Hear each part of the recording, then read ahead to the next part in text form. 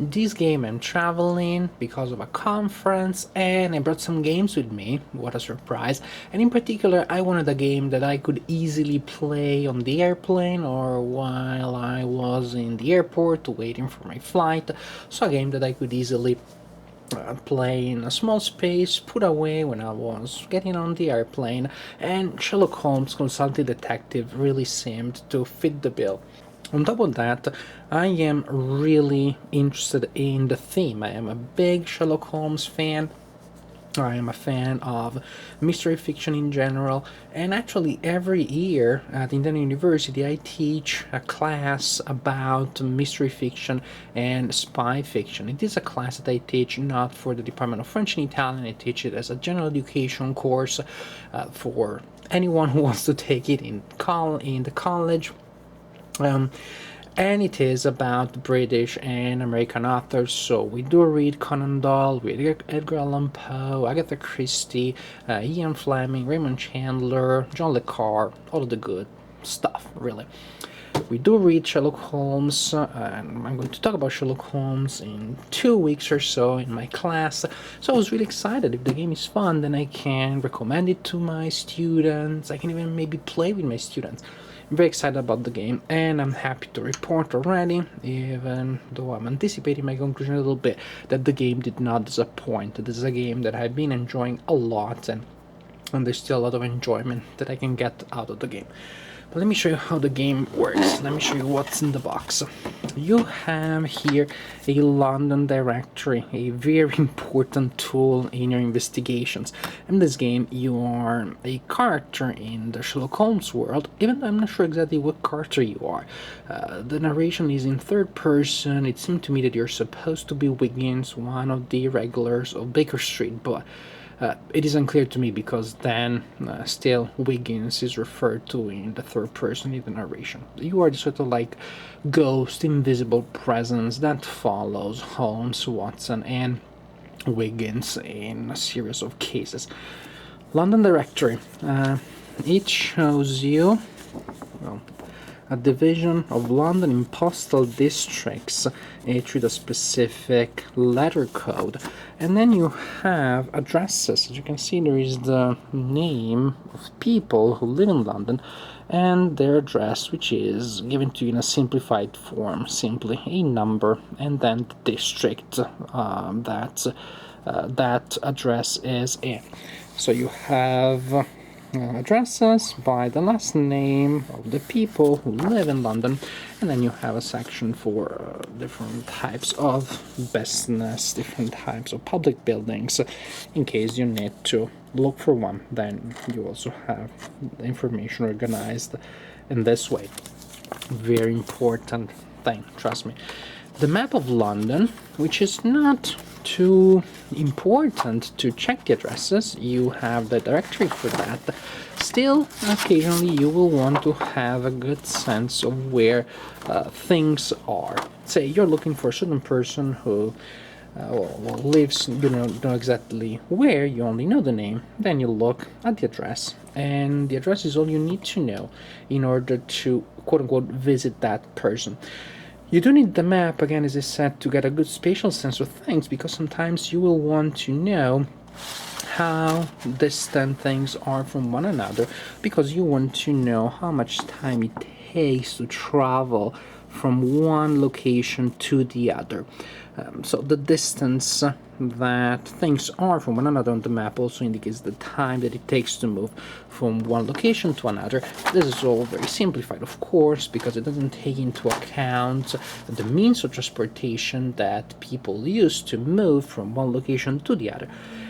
It is a simplified thing, but it works. And you need to take that into account. Sometimes, for example, if you're checking an alibi, somebody tells you that they live here, so they could have never been at the time on the scene of the crime at the time, because an hour before they, were here, an hour before the crime, and the crime was committed here, an hour later than their alibi, then, of course, you figure out whether or not that is reliable, if they would have had the time to actually get to the crime of the scene and then come back. So, things like that.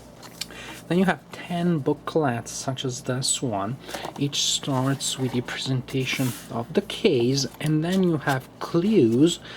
Don't look too close, I'm not going to show them to you too closely. As you can see, the clues are organized by area. Each clue has a narration of you going to that place and interacting with the environment. It is not direct, too much interaction, say. It's not like you go to a paragraph and then you're given choice of things to do.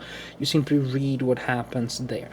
This is not choose your adventure type of thing exactly, because again, you're not given explicit things, explicit options. You're presented with clues and with information, and then using the map and the directory, you figure out where you want to go next. Say there are certain names that are mentioned here, then you want to go and visit that person, you go to that place. Or there are certain quote-unquote standard locations that may be useful to you. You also have another directory, a player aid, that tells you the address of Scotland Yard, the address of certain experts, forensic experts, for example, and you will go and check those addresses. That means that certain locations will be the same from booklet to booklet. Mycroft Holmes can always be reached in the same location, but in some locations those may lead you to very important conversations with a lot of things, and some characters may not be that relevant. In certain cases they may not be directly involved. The location for the guy who is your contact with the underworld, with the criminals, the low life in London, the address is always the same, so the name of the paragraph is always the same, but what the person can tell you can change from case to case. So you simply try to figure out things. It seems apparently just as a more complicated way of having a choose your own adventure. Instead of having the options spelled out for you, you look for them in the London directory, and then you see what the paragraph that you should be looking at, what the paragraph is, what the paragraph is. However, things are much more interesting than that, because that means that you have to figure things out for yourself. Sometimes, yes, it is mechanical. You look here, name is here, check the name here, go back here for the paragraph. Other times you need to use your intuition, and to me those are the most fascinating, fun, and rewarding moments in the game. Say you do not know where to go next. You checked all of the names that you have and you still do not have all the clues. Then you have to use your intuition. Maybe you figure out, well, if that person does a certain profession, I cannot tell you too many details here, I don't want to give you spoilers. Say the person does that profession, maybe I should go and log in a certain type of place where people with a certain type of expertise are likely to be. Along the same lines, each booklet comes with a newspaper, fake newspaper, of the day in which the investigation takes place, and you need to read through all the information that you have here. I suggest that you have a quick look at the newspaper of the day before you read your case. Then you start playing the game, investigating, then you go back, and then you will have some intuitions, insights of like, oh well, that thing that seemed crazy or useless, why would I be interested about in bakers? Then that becomes relevant after you have a sense of the game. Also, you should play the cases in the order in which they're presented here, from 1 to 10. That's the chronological order in which the cases take place in the fictional universe of the game. But not only that, because sometimes information that you have in one of the newspapers is not relevant yet the day in which the newspaper is published, and in which you encounter the newspaper because of the case you're investigating. Some things become relevant later. Say after you have read a couple of newspapers, some weeks have passed, you notice certain patterns, and that may be important to solve your case. Or simply there are things that were not relevant yet, they become relevant later. That means that as you play the games, yeah, your cases in order, you will have more information that you need to reference. You need sometimes to go back and browse the newspapers from the previous cases, which to me gives a very nice increasing handicap as you become more familiar with the game. You start figuring out some tricks. Then also there's more background work that you have to do, and that means increasing complexity to me. Again, very nice self-regulating mechanism that makes the game harder as you become more proficient in it. Final opinion about the game: awesome. Simply awesome. I love it, I love it, I love it. The game is very easy to play, meaning that the rules are simple. There are a couple more rules here and there, how you can figure out your final score.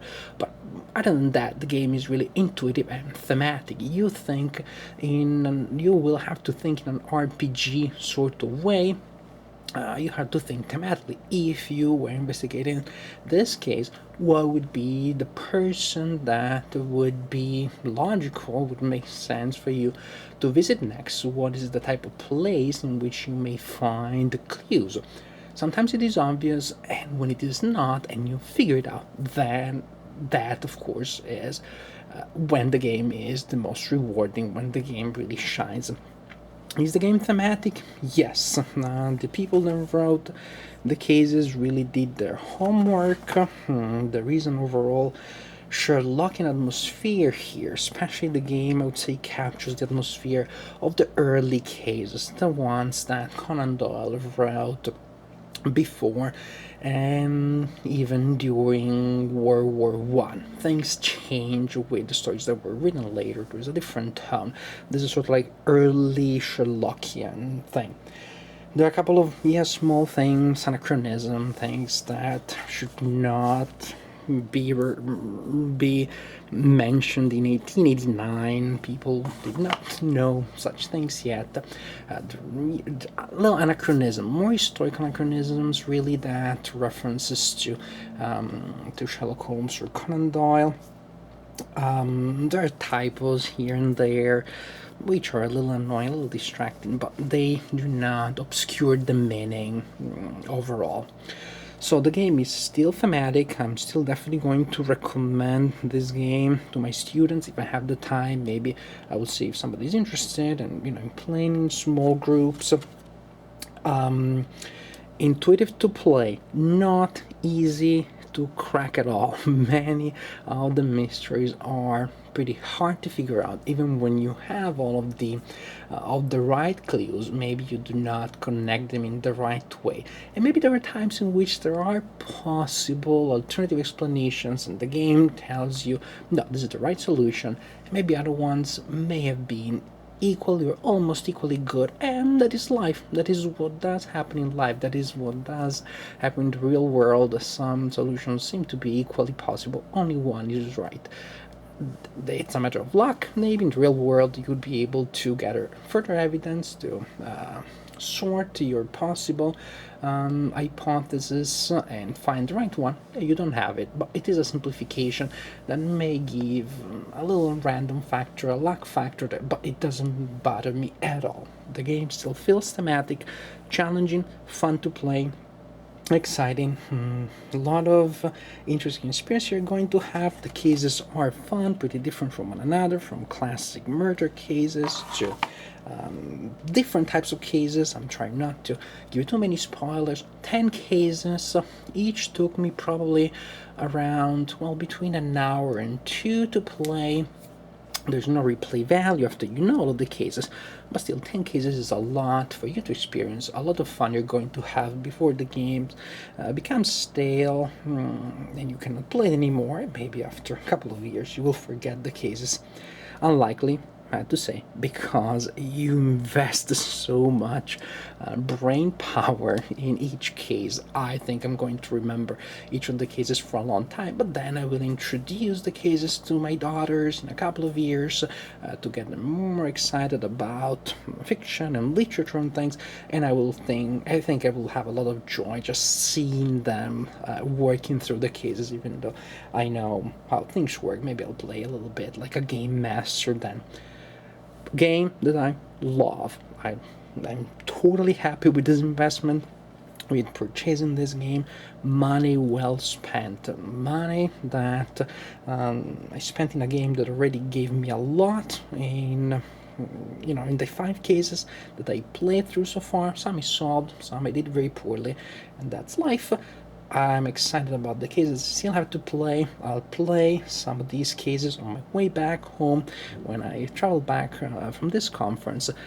Really good game. I cannot recommend it highly enough. If you're looking for a party game, for a solo game, you can play this game as a solitaire game perfectly. If you're looking for a game with this type of theme, if you're interested in the theme, I don't think you can go wrong with this game. Really an excellent game. I love it, love it, love it.